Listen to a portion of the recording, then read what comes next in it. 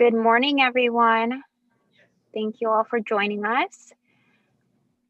Just want to let everyone know we are live on all our social media channels. We're going to give another 5 minutes so we can have everyone join, and then we'll get started. Join the Zoom meeting.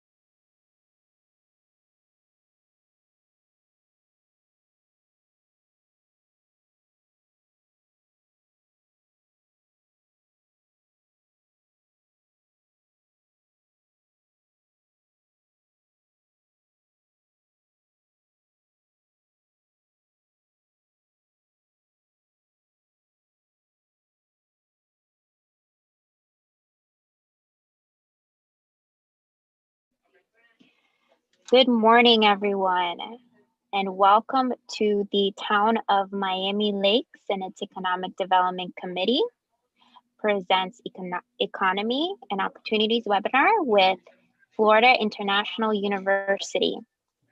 I hope you are all having a wonderful morning. Before we get started, I would like to express our sincerest gratitude to Bank United for sponsoring this event. And I would like to introduce our wonderful Bank United representative who's on here with us, Mr. Steve Remo, and I'm going to give a quick introduction.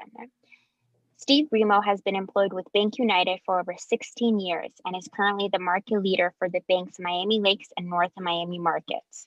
His previous positions in Bank United include a regional manager for the Northeast Dade South Broward markets, as well as the retail sales manager for the Miami-Dade County branch network. His relationship with the Miami Lakes business and civic community started in spring of 2004, where he opened, successfully managed, and significantly grew the bank's Miami Lakes branch. Active in the local community, Mr. Bremo is currently a member of the Town of Miami Lakes Economic Development Committee, represents Bank United in the Miami Lakes Chamber of Commerce, and was past president of the Rotary Club of Miami Lakes. And without further ado, I would like to pass the screen over to Mr. Steve Bremo from Bank United. Thank you, Elizabeth. Good morning, everyone. Bank United is pleased to collaborate with the Town of Miami Lakes and its Economic Development Committee in sponsoring this third webinar of a 5-webinar series. As the largest locally headquartered bank in South Florida, located right here in Miami Lakes, we have seen the town grow and have participated in supporting that growth by our focus on building strong local business relationships and taking a personal approach to our interaction with the local community. Today's topic, Miami Lakes economy and opportunities, is relevant when viewed within the context of the changes and overall impact this pandemic has had on our town's local economy. At the end of this webinar, you will have learned about job skills in the workforce, COVID-19's impact on our local economy in Miami Lakes, and opportunities for businesses and our special needs community. We are pleased to welcome our panelists from Florida International University's Jorge and Perez Metropolitan Center, and we express our heartfelt thanks to them for making the time to be with us. We have 3 panelists.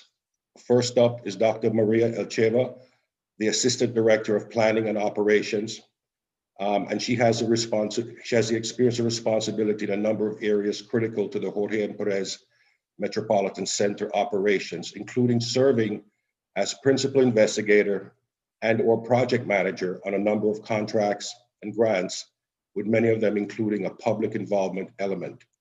Dr. El Cheva has over 10 years of experience in working on various economic development, social and behavioral projects. She serves as subject matter expert in data analytics and behavioral research. Dr. Ned Murray is a leading expert on economic and housing market issues in South Florida. Dr. Murray also has over 20 years of professional urban planning experience, including 12 years as a former director of planning and development in Massachusetts. Dr. Murray has authored and presented numerous papers on economic development, affordable housing, and urban planning, including articles published in Economic Development Quarterly, the Economic Development Journal, the Journal of Public Affairs Education, and the Council for Urban Economic Development's commentary. Dr. Murray has produced a City of Miami Affordable Housing Study, South Florida Workforce Housing Needs Assessment, as well as a housing market update and municipal scorecard studies for Palm Beach and Broward counties. Additionally, he developed a municipal scorecard for affordable housing delivery model, which was used to evaluate affordable housing performance in Palm Beach and Broward counties. Our third participant is Helen Roldan. She's a research and outreach coordinator for the Jorge and Perez Metropolitan Center at FIU. Helen has experience in social research and behavioral research in various projects with agencies, including the Miami-Dade Community Action Human Services Department, the Miami Foundation, Broward County, and the Town of Miami Lakes. One of her recent publications include the Town of Miami Lakes Special Needs Blueprint. Moreover, Helen has experience in collecting and analyzing data for projects such as Miami-Dade County Status of Women Report and the economic impact of nonprofits in Miami-Dade County for Philanthropy Miami. Originally from Venezuela, Helen is a proud Miami Laker and previously worked at the town of Miami Lakes as a deputy town clerk, assistant to the town council, and as a community engagement and outreach specialist.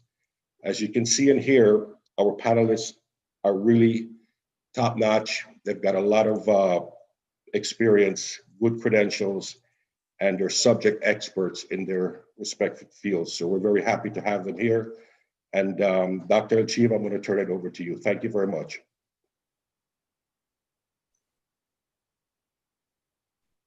Thank you, Steve. Actually, we changed the sequencing a little bit, so I'll pass the microphone and screen to Dr. Murray, who will talk a little bit about the general outlook of the Miami-Dade economy, and then I will give you some more information about Miami Lakes. Dr. Murray?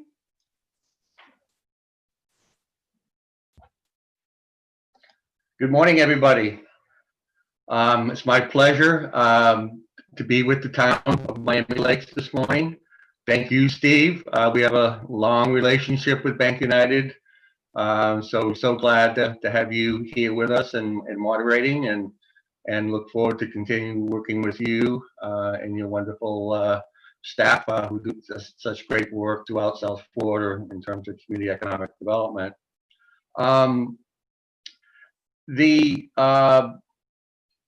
The issue of the economy in Miami-Dade right now, relative to the impact of COVID, is something that we're all closely monitoring. And we've been monitoring it since early March. We made a decision back then to follow the impacts of COVID, not only in terms of the economy, but the community impacts as well. And we realized that the impacts would probably be longer term. We knew there was a lot of immediate impacts in terms of the initial shock that occurred. And so we attempted to begin looking at an approach and a methodology for doing that. And we began with a series of webinars that I think many of you have probably attended. They're all on our website. They've all been recorded. And we realized that all of these impacts, whether they be economic or social impacts, were going to be played out over, like I said, over a longer period of time. The initial view that we took was to look at those initial impacts in the first week or two, especially in April, where we had such rapid employment loss. In fact, we lost not only Miami, but of course the country as a whole. We lost more jobs in the first 2 weeks of the pandemic than we did in 2 years of the Great Recession of last decade. And that job shedding has continued. And obviously we're now seeing, as we're almost 6 months in, we're starting to see some of those longer term impacts that we had anticipated. First, the economic impacts, the initial shock, then the gradual job loss that would occur, business loss, and then of course the community impacts that we're now hearing about, particularly in the areas of housing and food security and issues like that. So we had the rapid loss which occurred, and of course so much of that loss, as I'll get into in a second, happened in hospitality and retail, but now has began to migrate into other industry sectors as well. And I'll show you the numbers in a minute, but we all know that first month, the earnings losses in Miami's two big industries, hotels and the cruise line industry, which is in the transportation sector, were the ones that received all the attention, and of course they have not been able to really recover at this point. And then, as I mentioned, the devastating social impacts that have occurred. This is usually a lag indicator, and certainly we know from the Great Recession of last decade, issues like foreclosures and other issues when people don't have jobs in terms of poverty and issues like that, homelessness, which is now becoming an issue again, as well, Miami-Dade and other locations. These are all the issues that come a little bit later, and this is really worrisome, of course, because the longer the job loss continues, this will just continue to exponentially grow. And what we saw in the Great Recession of last decade was that as we got into the second year, particularly of that recession, we began to see at that point the real rise in foreclosure activity and mortgage delinquencies to begin with. We're going to see that here. And in the last decade, it took 4 or 5 years, even after the recession began, before we began to see foreclosures begin to go away, and so we expect, this is going to be another 4 or 5 year type of cycle. And of course, the other issue here, because of so much of the job loss in the lower wage service sector jobs, that we're going to see real problems in terms of evictions, and I think you've all been following that. And the only thing that's prevented that to date, of course, has been the moratorium that's been placed by the governor, but that can only last so long as well.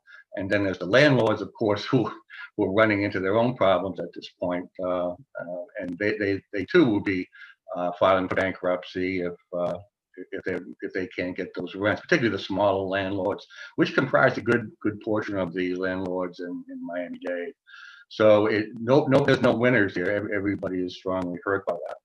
So let me go through some of the real important points, real important data points that we need to be paying attention to, and then thinking about how this is going to play out over the next year or so, because this is going to be long term. We now know that. I think there was some hope that with the stimulus money that the federal government was able to provide, may get us to a fourth quarter where we might see some level of recovery. That's not going to happen. I think we all know that now, regrettably.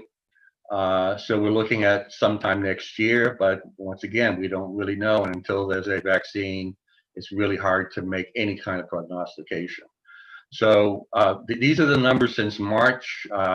This is just Miami-Dade County.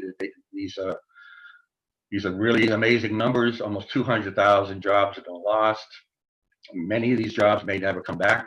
They may have disappeared based on a lot of research that's been done, particularly in retail and accommodation, food service types of jobs, but maybe even transportation. There's a number of sectors that we're monitoring right now, not only in terms of job loss, but what the impacts are going to be.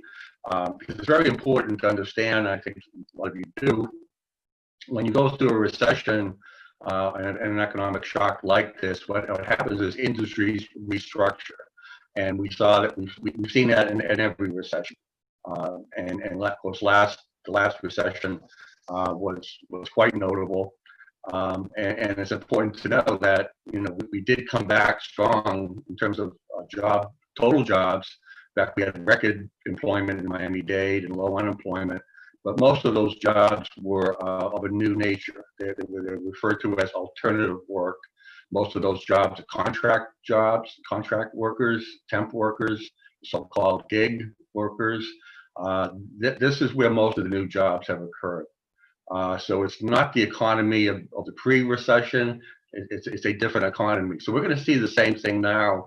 These big sectors and these big corporations are not going to allow themselves to fail without doing some major restructuring in terms of their workforce.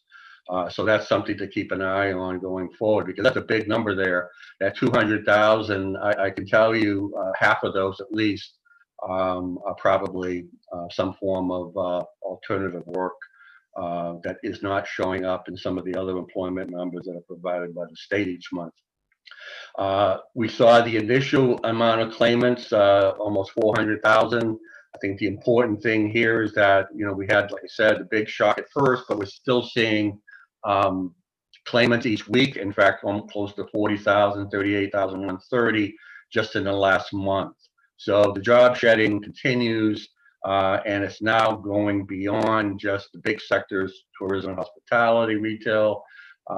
It's getting into sectors like healthcare and social assistance, finance, construction, right down the line. So that's what we're going to be monitoring, because that's typically how it plays out. If you recall, the Great Recession initially hit finance, real estate, insurance, and of course construction. But within the 6 months to 9 months, every other sector began to shed jobs as well. So that's something to I would say look forward to, but it's something that we certainly need to keep an eye on and monitor. Now, this unemployment rate, of course, I mean, you got to remember we were just around just under 3% back in March before everything hit. So that's quite a jolt. And of course, Miami-Dade is a little bit worse off than the county and then the state as a whole and other counties, because of, once again, our reliance on employment in sectors such as tourism and hospitality especially, but also the cruise line industry and other industries that were hit hard. Now, this last bullet is one that, of course, I'm sure many of the city officials, town officials are looking at throughout South Florida. We've been working with other cities and towns, looking at this, trying to make some revenue projections for the coming year or two. And we have not seen any Department of Revenue numbers since the May report, which is actually April numbers, where they showed a almost 32% decrease in sales and use tax collections. It would be interesting to see what numbers show up May forward into July. We anticipate something very similar. So obviously, every city and town in Florida is keeping an eye on this, and we really don't see a whole lot of improvement there, at least within this year.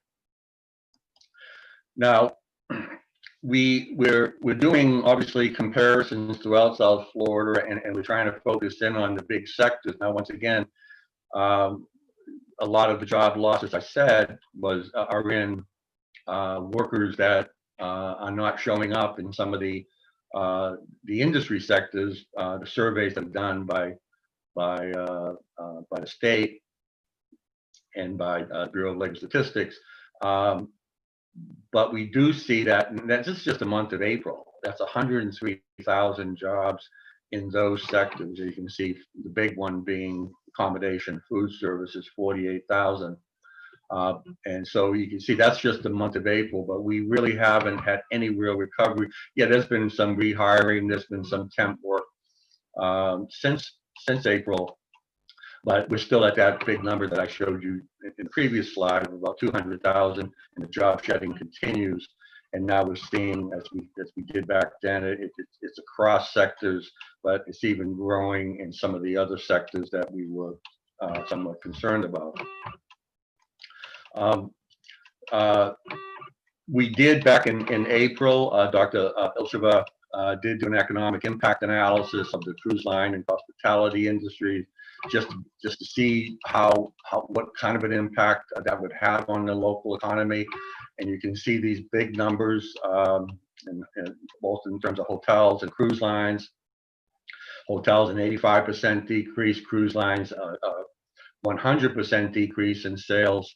And that's monthly. This is monthly loss. So we're seeing those big numbers back in April, and obviously we have not seen the cruise lines come back, and of course the hotels have not really been able to come back as well. So this is hurting the economy. It's hurting obviously in terms of the businesses. It's hurting obviously the workers, since they comprise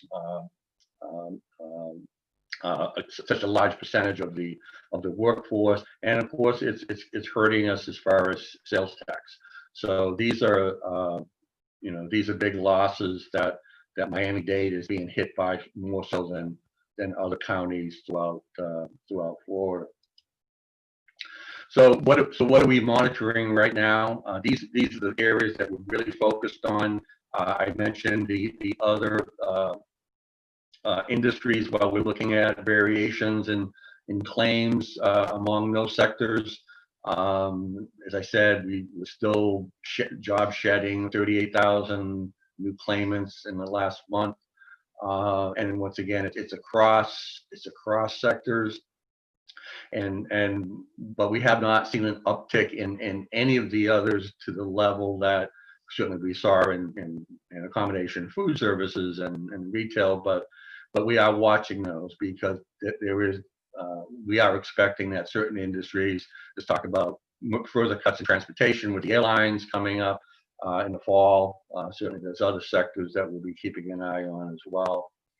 So these are the important sectors, in particular the traded sectors that we're focused on, but also the small businesses, which comprise over 80% of all businesses in Miami-Dade County. And by small, I mean small, under 10 employees, and in many cases micro businesses of under 5 employees. That these are the businesses that I think most of you know that comprise our economic base in Miami-Dade County. And then, of course, which we picked up on back in April with our webinar series, was these growing social impacts. We had a housing crisis, as I think many of you know, pre-COVID. That's only gotten worse, obviously, now that people have lost their jobs. Those jobs aren't coming back in many cases, so people aren't able to pay the rent. We're seeing a rise in foreclosure or delinquencies, I should say, which obviously are a precursor to foreclosures down the road. And obviously, there's the bankruptcies as well. Obviously, people aren't able to eat, and a lot of this, a lot of these folks are elderly and people that were already living in poverty throughout Miami-Dade County. So it's obviously made that much worse. So a lot of issues we're focusing on. Undocumented workers, of course, they're not getting the benefits through the federal programs. Of course, they're not even getting food stamps. So that's a critical element here as well, because undocumented workers are so critical to our local economy. They're in every sector, from accommodation, food services to healthcare, construction. Without them, we'd be in big trouble. So we now know that they're being particularly hurt by this, and the longer this goes, we're going to have some real issues that they were already dealing with among their families and households. And I wanted to share this with you too, because some of these numbers that we'll be watching from like I said, from the social perspective, in terms of housing is one that concerns us all, because this will be the big news going forward, whether it be on the renter side or on the owner side in terms of delinquencies, but also, as I mentioned earlier, landlords, smaller landlords are also suffering from this. And what happens when you already have a housing crisis and COVID hits? It's like a perfect storm. So what you're seeing here, some numbers, some projections that we did for the 3 counties.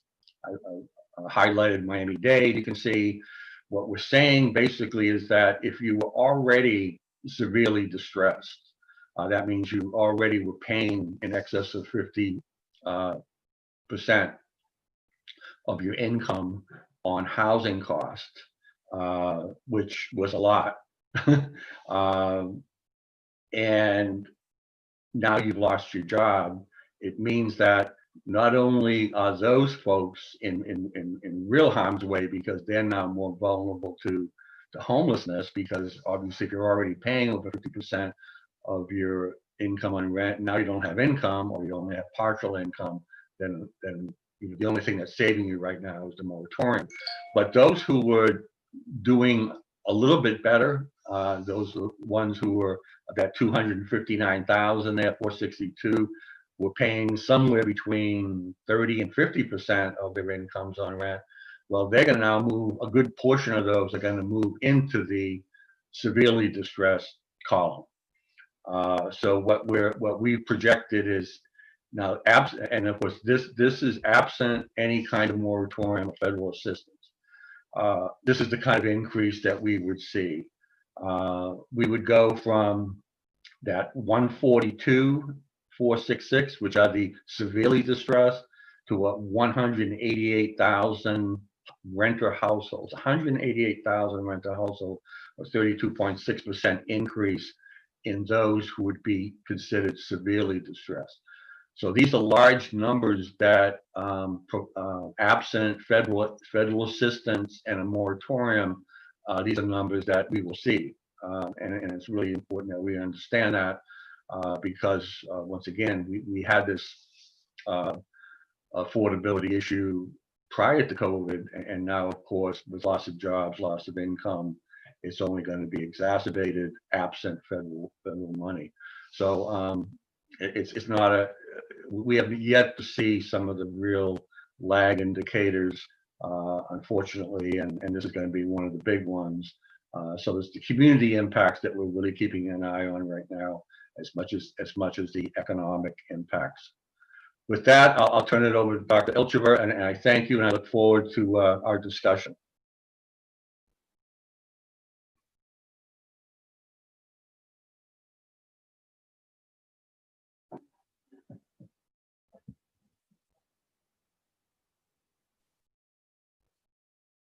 Thank you, Ned. Good morning, everyone. As you just heard, there are some serious challenges for our South Florida communities. And the reason why we wanted you to have this bigger understanding of what's happening and the conditions that we need to pay attention to is because the town of Miami Lakes, the economy of the town of Miami Lakes is not isolated from all these conditions. With that said, though, I will focus on some positives, kind of glimmers of hope that show that the Miami Lakes economy is probably more resilient and may have a better opportunity to recover quicker, given where it was prior to COVID-19. First, let me give you some numbers. Again, these are pre-COVID numbers that speak to where the economy was, but also point to where why it can recover fast. Prior to the pandemic, the county's employment rate and labor force participation were at its highest. In 2018, actually, wages had finally started going up above pre-recession levels. COVID-19 changed these indicators of the health of the economy with rising unemployment, changes in income as a result of cut hours, furloughs, etc. However, it is important to understand where Miami Lakes was prior to the pandemic because of this issue of resilience. The topic of resilience is important because it can be built or it can be enhanced.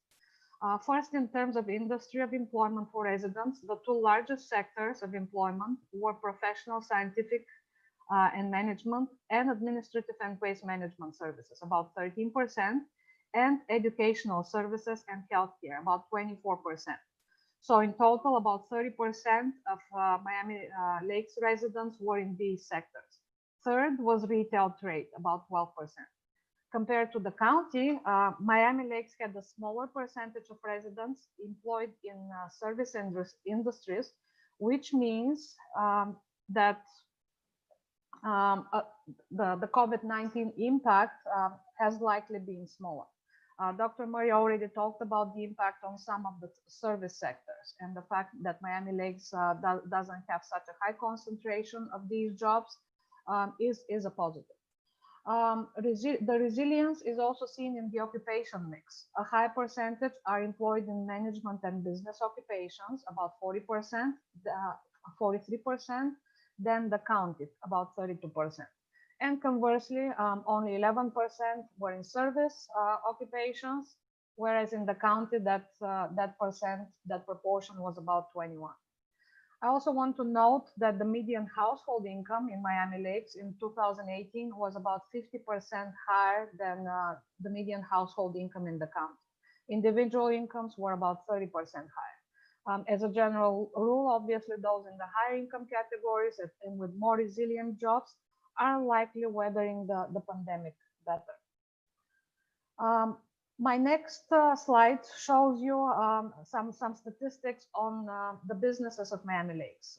Miami Lakes has a significant number of larger businesses. You heard earlier that the majority of businesses in the county, about 82%, are considered very small, under 10 employees, and actually over 90% have under 100 employees. Similarly, in Miami Lakes, the majority are small in workforce, with about 77% employing fewer than 10, but there are also a good number of larger size firms. This is important because larger firms that have been around for a long time have better survival rates. Also, firms with higher sales have a higher likelihood of having reserves on which they can rely until conditions improve. Not all businesses have the same challenges, however.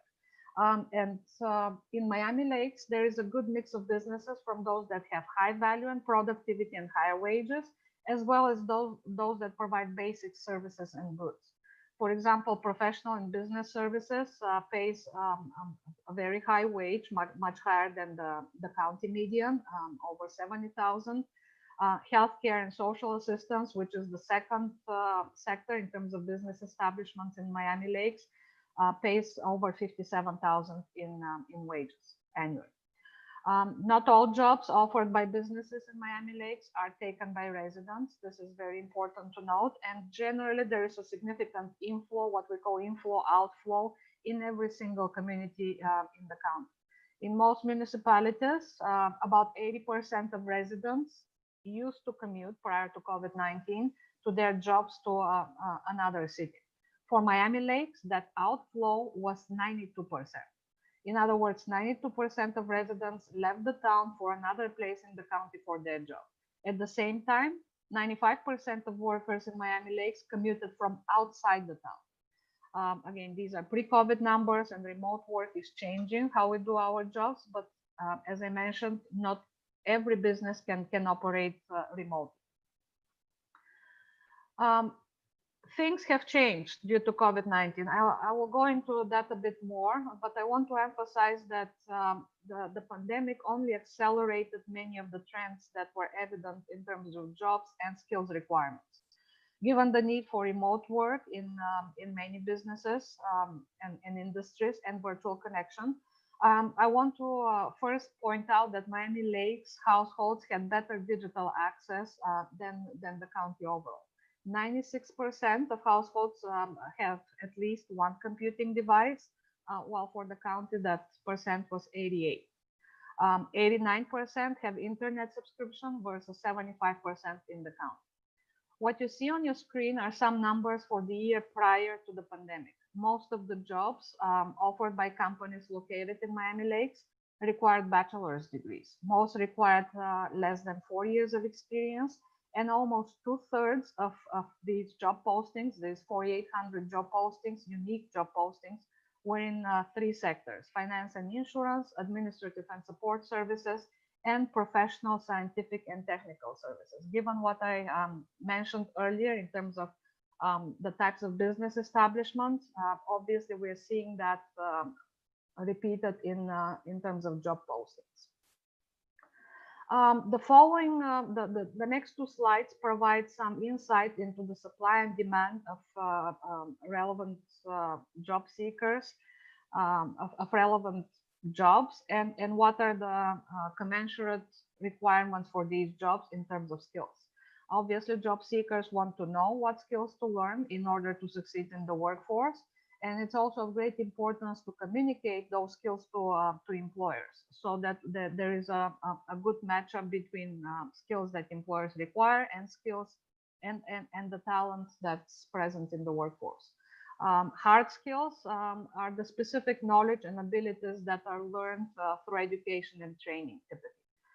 The skills list you see here are again the ones in demand prior to COVID-19 and are related to the types of employers in Miami Lakes. Again, you see finance, healthcare, and sales occupations in particular are the ones for which these top hard skills are applicable. The top common skills, which are developed through can be self-developed or personal attributes of employees, will continue being important. Understanding what employers seek helps develop workforce training programs that can help job seekers develop these skills. Many of these are also referred as soft skills, non-technical skills that relate to how people work. They include how you people interact with colleagues, solve problems, and manage their work tasks. I will finish with the graph on Miami Lakes job posting trends, which includes the COVID-19 months. You see there is a significant drop in job postings, which is, by the way, also evident for the county and the nation as a whole. But we also see an uptick in June and July.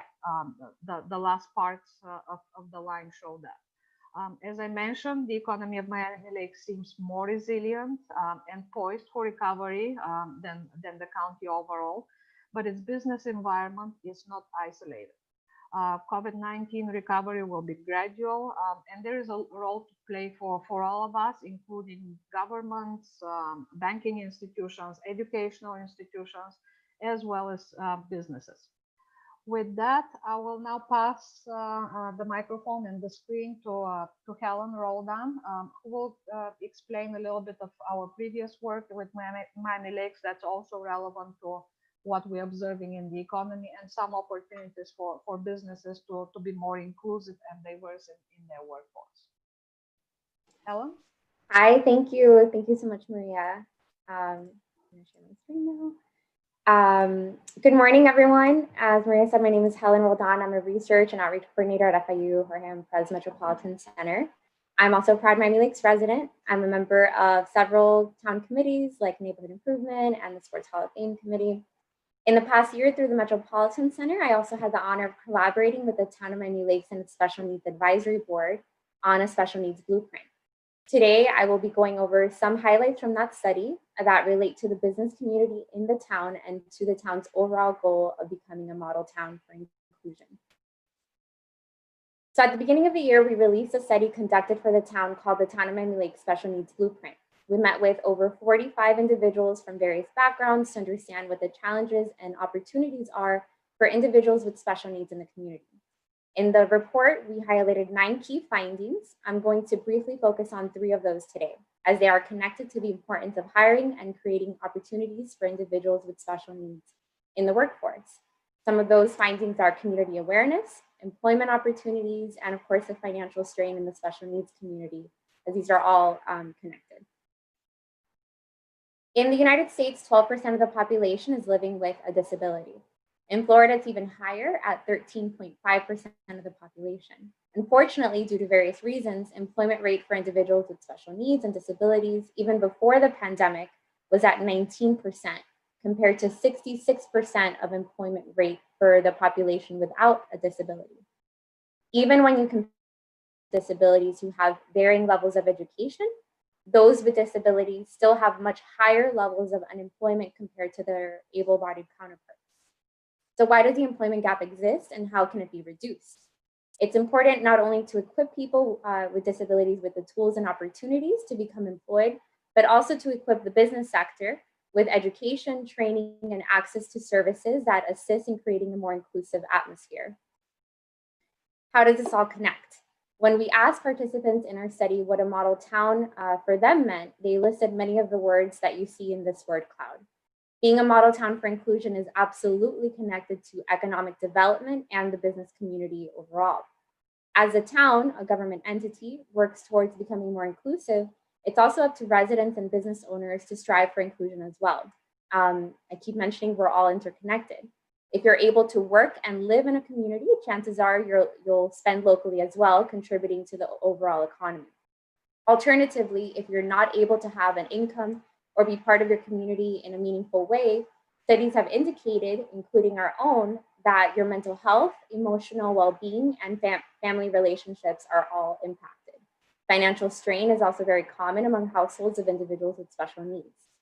As I mentioned earlier, there are obstacles for individuals with disabilities that may not exist for others. So in order to be more inclusive, we need to be aware of those obstacles in order to reduce and strive to eliminate them. This is beneficial not just for those with disabilities, but for the overall success of the community. This means understanding the history of stigma, obstacles, and equipping each other with the tools to empower one another.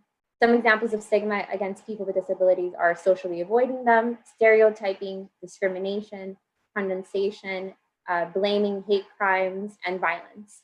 What are some of the obstacles that they face? The transition into adulthood, in which many resources offered to children and teens and those in public school systems suddenly go away. A lack of transportation and a lack of intimate and social relationships. I also mentioned mental health issues earlier. So what are some of the ways that we can empower one another? By educating ourselves on issues that impact individuals with disabilities, being aware, advocating for one another, and especially, this is especially important for allies, and training. For instance, disability etiquette training and resources training. So first, we should understand what the population in the town looks like. The census shows that nearly 8% of the town lives with a disability, which is slightly less than Miami-Dade County and Florida. That being said, in our study, 71% of participants did feel this number was low, which could indicate that there may be many more with some type of disability living in the town. Of those with a disability in the town, 30% are between the ages of 18 to 64. The top type of disability is an ambulatory difficulty, which is defined by the census as having a difficulty to walk or climb stairs. As I mentioned, one of the main findings in our study is that there's a lack of employment opportunities for individuals with special needs in the town. So participants explained there's a lack of diverse representation in local businesses, that it's challenging to obtain employment as a person with special needs, and that businesses may not know what the benefits are to hiring individuals with special needs. So why is that important? Without access to employment, individuals with special needs often struggle with finding a sense of purpose, affecting their mental health. Another finding we mentioned in our study is a lack of community awareness of individuals and understanding what special needs are and ways to be more inclusive.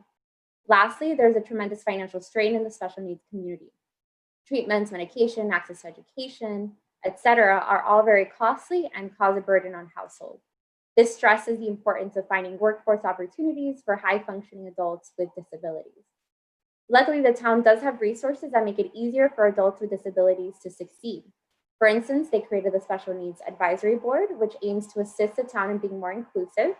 The board created a workforce transition program to place individuals transitioning into adulthood into jobs. They've also created trainings for disability etiquette and collaborated with various service providers in the region to put together more inclusive programming in the town.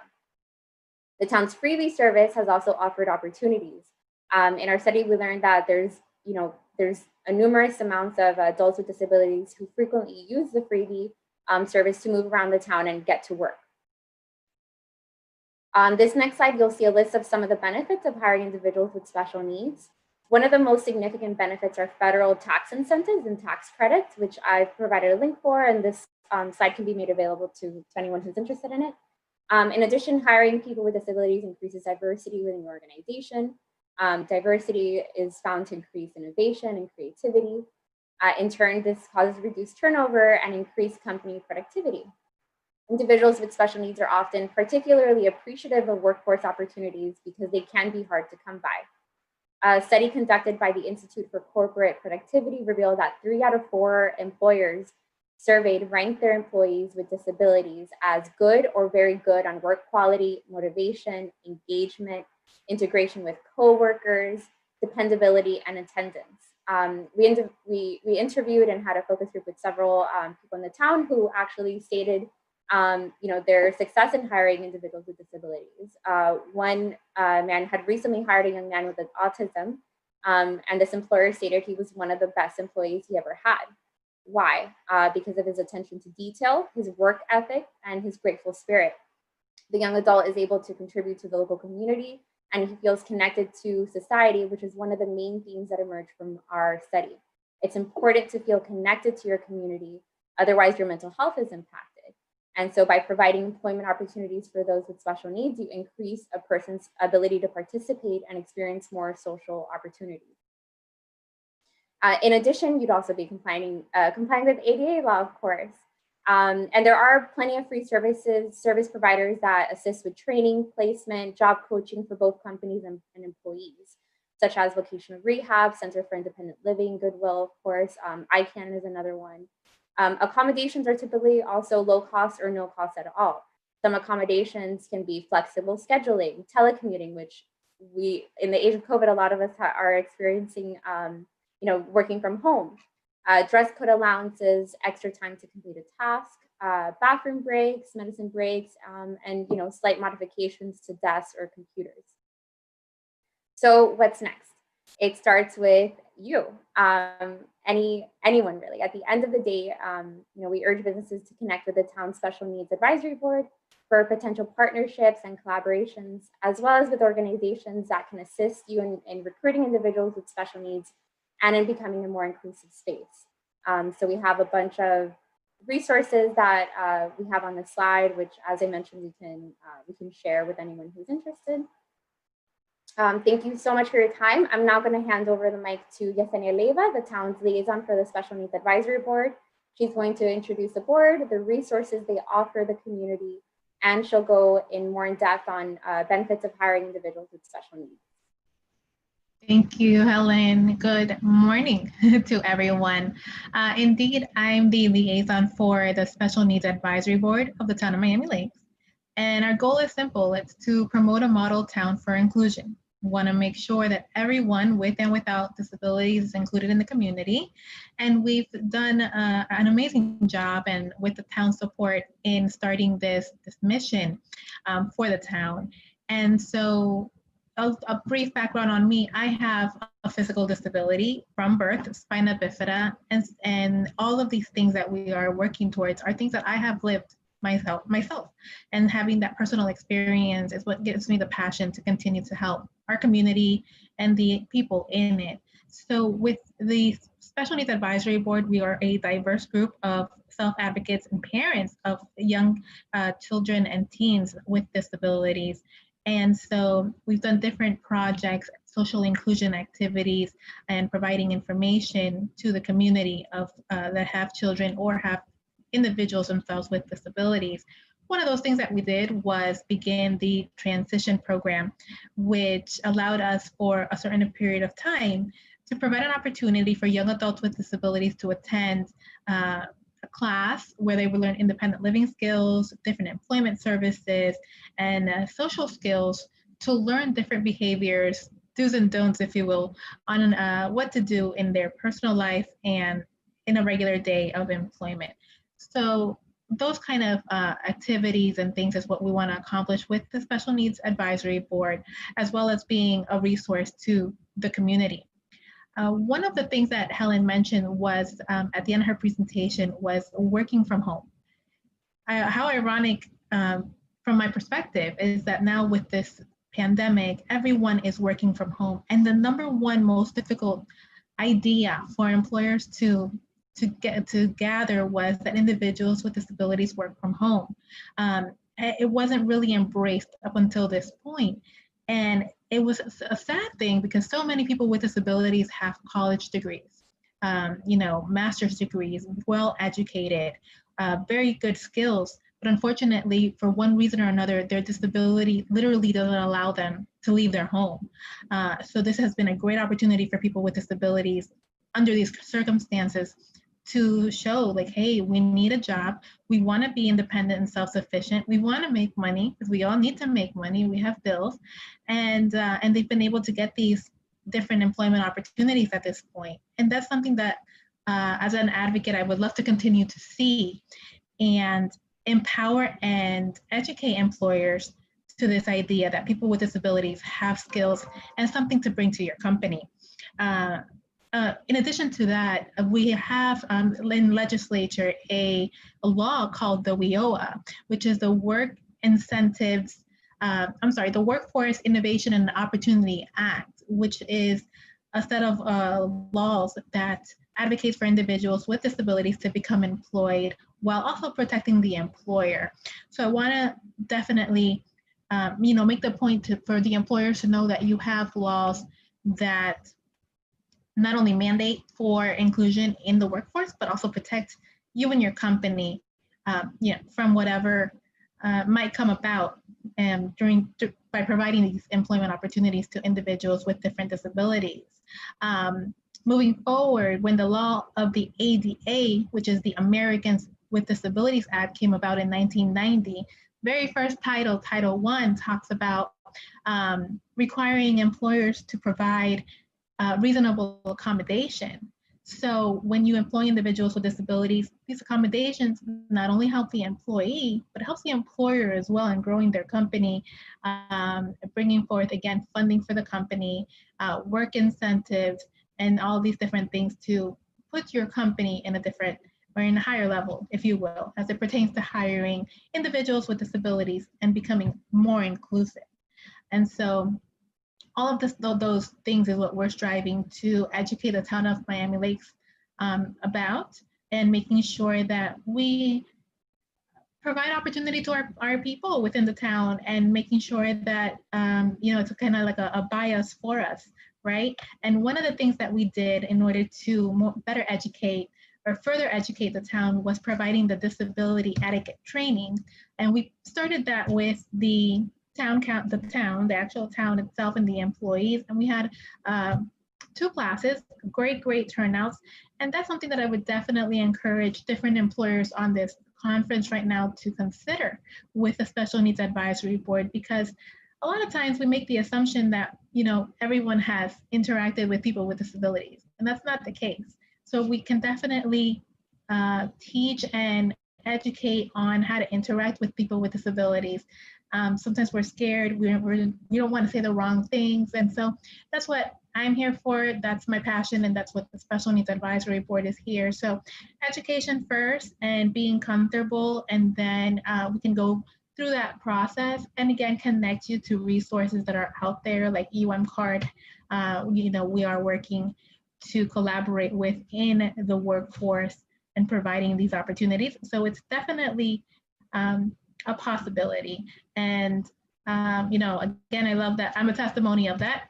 I've met many of you through speaking and sharing my testimony. It is possible. Again, helping people with disabilities become employed not only helps the employer, but helps the employee in the self-advocating, self-motivation, self-empowerment. And we're always told what we cannot do, throughout our entire lives. So this is a chance to show what we can do and what we are willing to do for all those no's in order to make a difference and make some income and become independent and self-sufficient. So I hope that was helpful. And if anyone has any questions, I'm here. Thank you.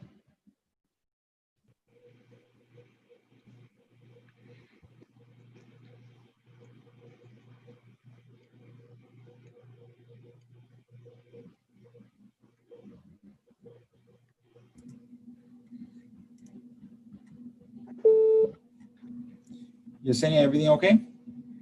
Yes. No, I was saying that, if anyone had any questions, and we're good to go. Yeah, I don't see any questions on the Zoom group chat as of right now, and I don't see any questions on social media either. Hey, Brandon, this is Steve. I just want to thank the panelists and your team for putting this together. I thought this webinar, this workshop was very, very good, solid, relevant information. And just thanks to all the participants. I think it was well worth the time. My only question, general question, is if anybody wants to access the decks used, the PowerPoint presentations with the information used in the presentations, how can we go about doing that? Is this public information we can access? Yes, definitely. We'll have that internally here for the town. and we'll post that on the website, on the town's website, to make that public for everybody to have access to. Thank you, sir. Appreciate it. Helen, I'm not sure if you and your team have any closing remarks. Thank you again for inviting us to participate. I don't know if anyone else has anything to say, but I think I'm okay.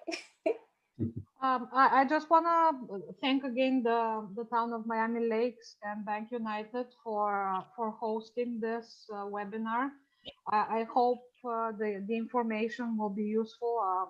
Is useful not just to those who participated, but since it will be publicly available, it will be viewed by others. I think it's important to keep the community aware of the issues, the broader economic issues that we're encountering, as well as the community specifics for Miami Lakes. And in this case, that may help decision makers and stakeholders, and including all of us in this, as I said, the business, the academic community, public officials, elected and appointed officials, in making good decisions that will make our economies, local economies, even more resilient to such shocks, be they natural hazard shocks. I mean, we're in hurricane season, so we are not immune from that, or pandemic experiences such as this one. So I hope we can continue working with the town of Miami Lakes, and I look forward to any future such opportunities. Thank you. Yeah, I would just like to also thank the town of Miami Lakes and of course Bank United. Steve, thank you so much. I will add this one note. Please visit our website. We have a lot of the data that I think you'll find useful, including infographics that we produce almost weekly on the impacts of COVID. Also, I just wanted to remind you once again too that as getting into the economic of the town itself, and the fact that Miami Lakes is doing well in so many areas economically. The fact still remains that no town or city is an island in a regional economy, and I'll just give you a couple examples real fast because I think this is what you need to keep in mind. We've done studies in Doral and West Kendall most recently, and in Doral has 77,000 jobs, very successful city in many ways. 72,000 of those jobs are filled by people who come in from the outside, and only 4,000 by people who actually live and work in Doral. In West Kendall, we have a football stadium of people leaving each day to go find their jobs elsewhere in Miami-Dade, and another football stadium arriving each day in West Kendall to take the jobs there. So we have a very strange economic geography in Miami-Dade County, but it's very, very clear that we're all interconnected. So whatever's happening in the county and even into South Broward is going to impact certainly all of us. So just to keep that in mind as well. Thank you.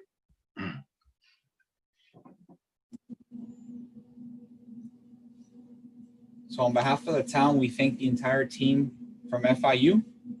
We thank Team Bank United for once again partnering with us for this series of webinars, as well as the town's Economic Development Committee. And thank you to the Yesenia from the Special Needs Advisory Board as well. And thank you, members of the public, for joining us on today's webinar. Thank you for joining us.